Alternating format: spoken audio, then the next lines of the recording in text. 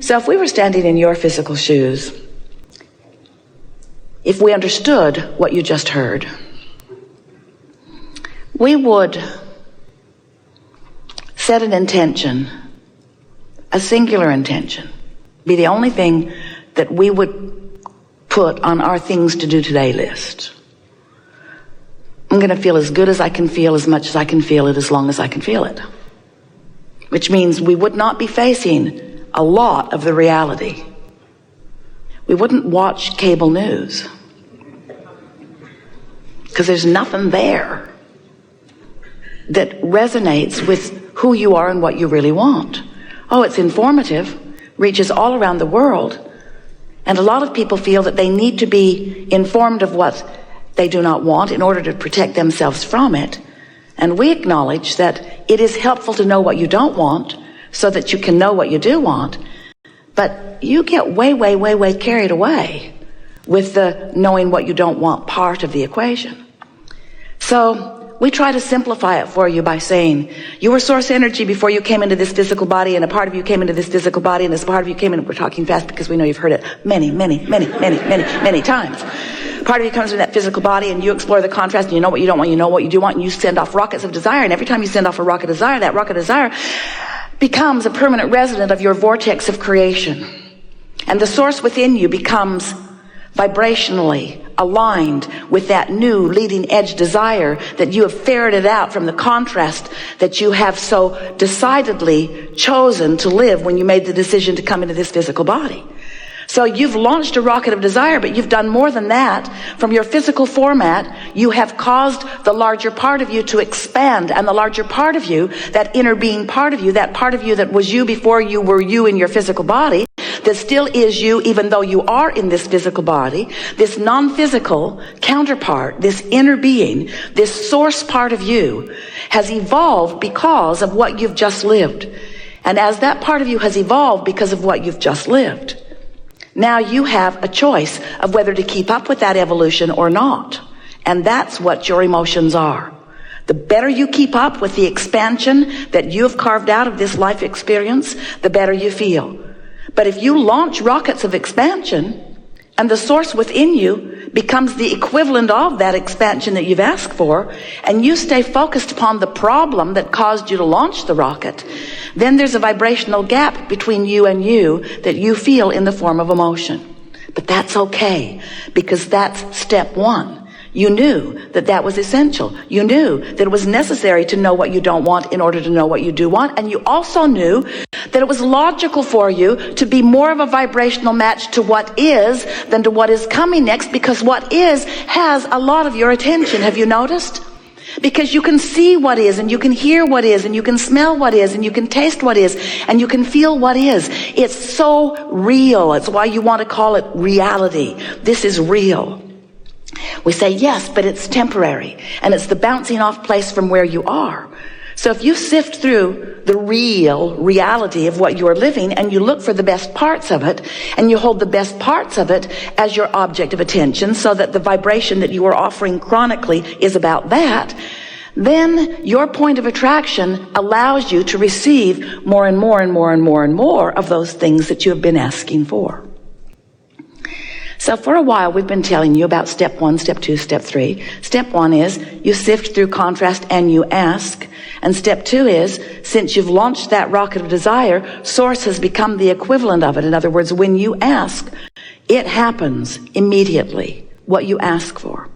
But step 3 is, you have to find a way of not just for a moment, not just for a flash, not just in an odd moment of influence by someone else, but you have to find steady, chronic resonance with what you're asking for. In other words, you can't want more money and feel resonance with lack of money and get more money.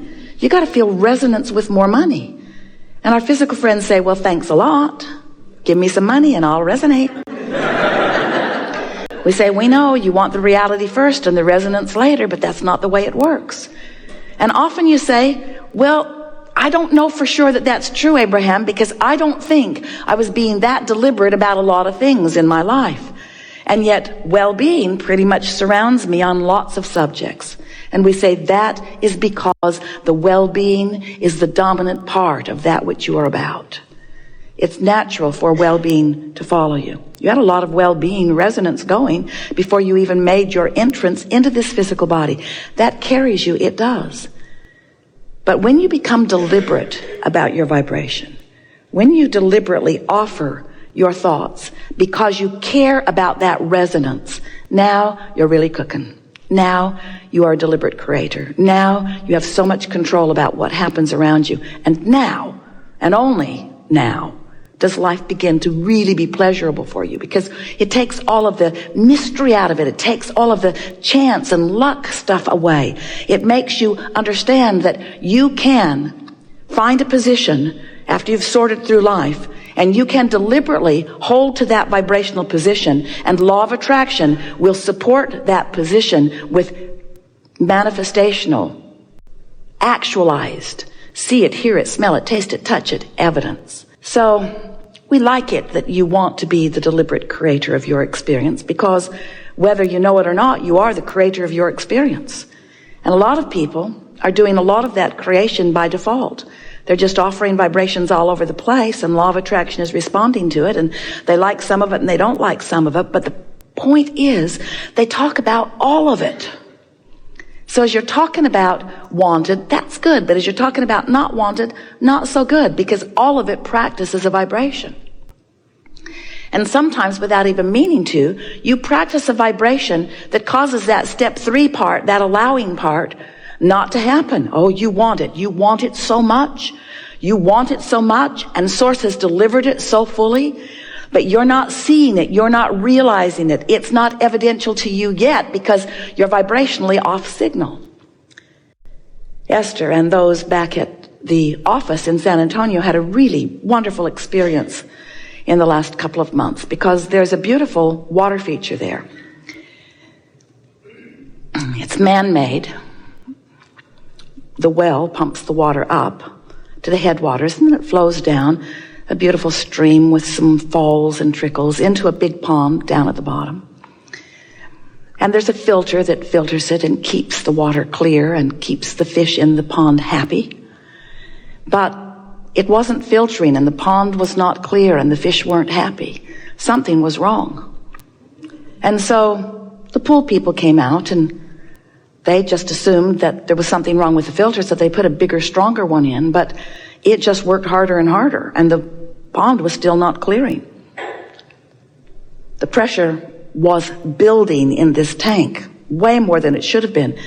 Esther went into the pump house and didn't want to stay, because it felt to her that that pump was about to blow up, and she didn't want to be in there with it when it did. She could just feel the strain in its efforting to get the job done, but there was something that was keeping it from doing its job. So then it was discovered that the pond pulls water from the bottom, comes through pipes into the filter. Filter was calling it in, filter was filtering it, and trying to put it back into the pond through some other pipes, but those pipes were completely clogged. Caliche had built up in them, very hard Texas soil. It becomes almost concrete-like. And so several men for several days with several different tools tried to clear out those pipes, chisel away, put the plumber's snake in them. It was obvious that that was not going to happen. And the pipes had enough twists and turns that it was reported to Esther, we are not going to make this happen this way. And so the idea seemed obvious. Well, we're going to need some more pipes putting the water back into the pond. And so they laid them on top of the ground. No point in burying them until you know your theory is correct, right? So they put the pipes on top of the ground, and now the pressure tank is happy. The filter. Oh, what a sigh of relief it breathes as the water is now flowing back easily into the pond. Seems very simple, doesn't it? Water out, clean it up, put it back. Step 1, step 2, step 3. And so we are suggesting to you that you give up on trying to clean out your pipes,